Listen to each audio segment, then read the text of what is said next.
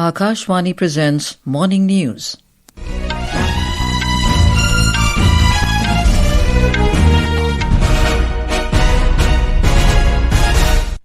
Good morning, I'm Anuja Kumar.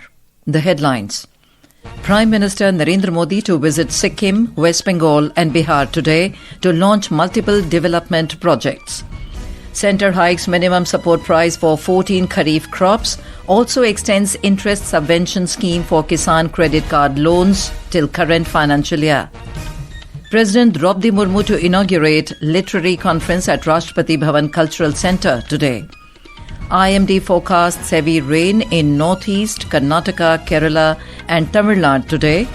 Hamas's Gaza chief Mohammed Sinwar killed in Israeli airstrike in Khan Younis.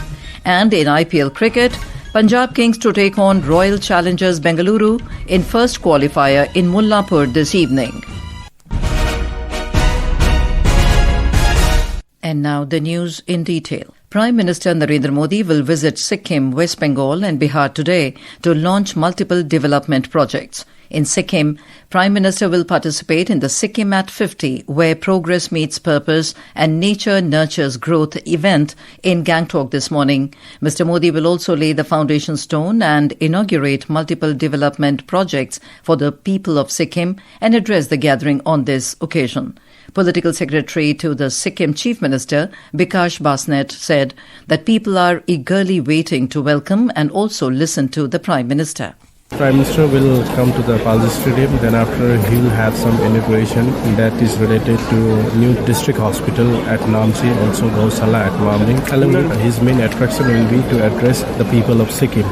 We have more from our Gangtok correspondent. All the roads of Gangtok are leading to the iconic Palja Stadium today, where Prime Minister Narendra Modi will participate in Sikkim's 50 years of statehood celebration. The Prime Minister, in presence of Governor and Chief Minister of Sikkim, will lay the foundation stone and inaugurate various development projects, including a 750 crore rupees 500-bedded district hospital at Namchi. Other projects include a passenger ropeway at popular tourist spot Peling in Gejing district and a statue of Bharat Ratna Atal Bihari Vajpayee at Gangtok district. The Sikkim government will organize a beautiful drone show in the evening to make the Prime Minister visit more memorable. Manas Patim Sharma, Akashvani News, Gangtok. Later, the Prime Minister will visit West Bengal, where he will lay the foundation stone of City Gas Distribution Project in Alipurdwar and Cooch Behar districts in Alipurdwar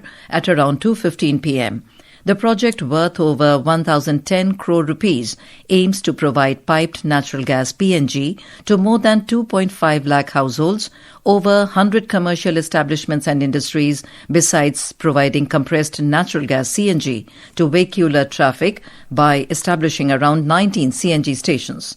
In Bihar, Mr. Modi will inaugurate the newly constructed passenger terminal of Patna Airport this evening. Our Patna correspondent has filed this report. Prime Minister Narendra Modi will arrive this evening and inaugurate the newly constructed terminal building of Jai Prakash Narayan Airport at Patna. The expansion of the terminal building, covering an area of 65,000 square meters, will significantly benefit passengers with several modern facilities. Prime Minister Modi will also initiate the construction work of the civil enclave of Bihita Airport, the second major airport being built in Patna district. This new airport is being developed with much higher capacity than the existing Patna Airport. After the inauguration ceremony, the Prime Minister will hold a grand roadshow in Patna. The roadshow will commence from Patna Airport and conclude at the BJP headquarters at Bir Chand Patel Marg. During the 6-kilometer route, the Prime Minister will be welcomed at 32 locations. Extensive security arrangements have been made in view of Prime Minister's program and roadshow. With Dharmendra Kumar Rai from Patna, Vishnu PS, Akashvani News, Delhi.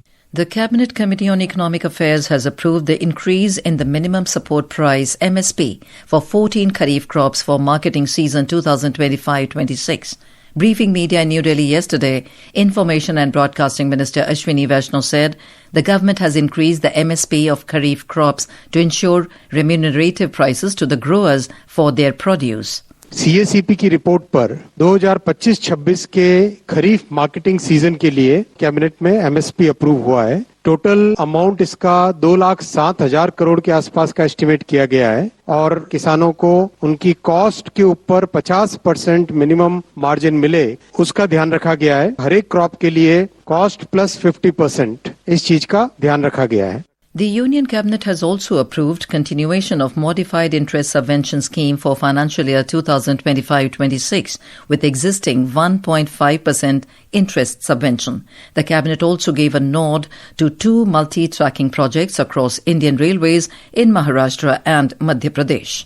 President Droupadi Murmu will inaugurate the Literary Conference at Rashtrapati Bhavan Cultural Centre today. The 2-day conference will showcase various sessions including Poets Meet, Feminist Literature of India, Change in Literature versus Literature of Change, and New Directions of Indian Literature in Global Perspective. The conference will conclude with the saga of Devi Ahilyabai Holkar. Rashtrapati Bhavan will host this 2-day conference in association with Sahitya Akademi. Minister of Culture and Tourism Gajendra Singh Shekhawat and literary figures from across the country will also be present at the inaugural ceremony. This is Akashvani giving you the news. For quick news updates round the clock, follow us on our X handle at AIR News Alerts. And for details of these stories and more, log on to our website www.newsonair.gov.in and download the News on AIR app. Congress MP Shashi Tharoor, who is leading an all-party delegation in Panama today, reaffirmed India's firm stance against terrorism and underlined that the country will not turn the other cheek and will respond to any further attack. Speaking at an event organized by the Indian Embassy in Panama, Mr. Tharoor said the ghastly terror attack in Pahalgam was in pursuance of a cynical set of objectives that the Pakistani military want to pursue to undermine the Kashmiri economy, which was booming with tourism, and also India. This terrorist action was in pursuance of a cynical set of objectives that sadly only the Pakistani military seems to want to pursue. To undermine our country, to undermine the Kashmiri economy, which was booming with tourism. There were 100% growth in tourism in Kashmir between the first 4 months of last year and the first 4 months of this year. And by a terrorist attack, they knew they could stop tourists coming. And indeed, there has been a dramatic collapse in tourism in the weeks afterwards, which we hope can be reversed. But that too is an objective only of our nation's enemies. Another delegation led by BJP MP Baijayant Panda interacted with Saudi Arabia's Minister of State for Foreign Affairs, Adel bin Ahmed Al Jubair, at Riyadh in Saudi Arabia. Talking to media, Mr. Panda said India is on the same page as Saudi Arabia and the closeness is a good sign in the fight against cross-border terrorism sponsored by Pakistan. Clearly, as a country which has itself faced terrorism and takes a zero-tolerance policy against terrorism, we are on the same page as Saudi Arabia. And therefore, this closeness that has developed is only getting bigger and better and stronger and deeper. And that's a good sign in the fight against cross-border terrorism sponsored by Pakistan. As we celebrate the success of Operation Sindoor, the nation salutes the valor of the Indian soldiers. As a tribute to the armed forces, Akashvani News is presenting a special series. Today we remember Paramveer Chakra awardee, Major Dhan Singh Tapa, who showed exemplary courage and bravery during the Sino-Indian War in 1962.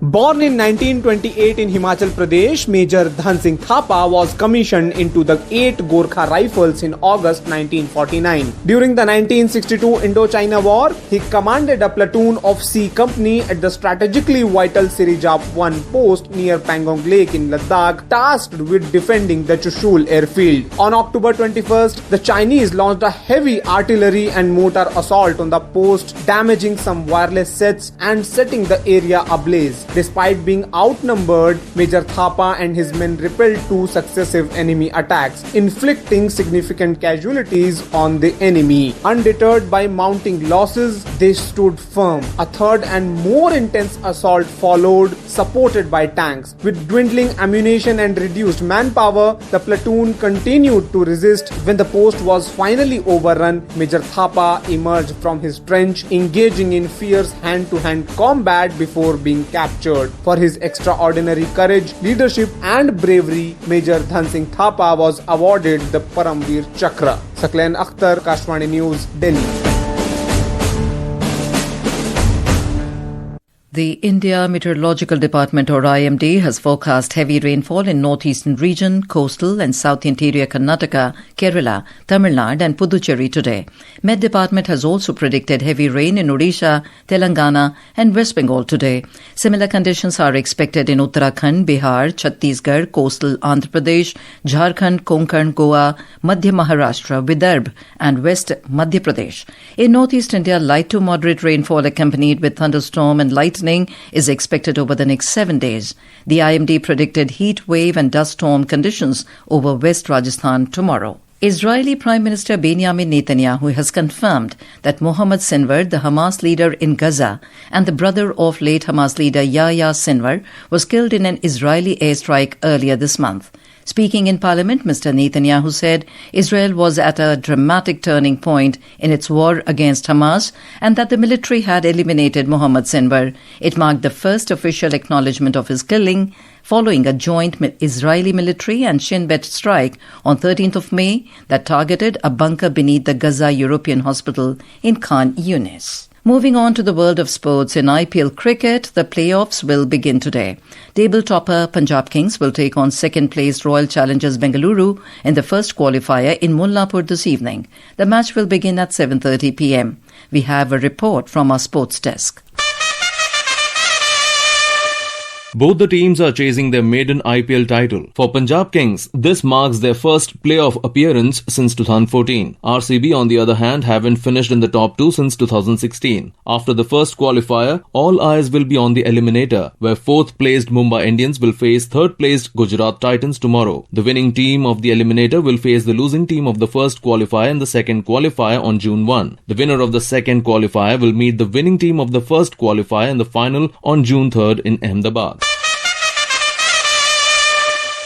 Moving on to tennis, where India's Yuki Bhambre and his American partner Robert Galloway secured a hard-fought victory in the French Open men's doubles opening round in Paris. Rohan Bopanna and his Czech partner Adam Pavlasek also progressed to the second round of the tournament after beating American duo of Robert Cash and JJ Tracy 7-6, 5-7, 6-1. And finally, in badminton, India's stars are back in action at the Singapore Open Super 750. Indian shuttler Pranoy HS will play against France's Christophe Popov in the round of 16 today, while two-time Olympic medalist PV Sindhu will face a stern test in the next round against Tokyo Olympic gold medalist and current world number 5 Chen Yufei of China this morning. With Neelam Kaushik, this is Ashish Abraham, Akashvani News, Delhi.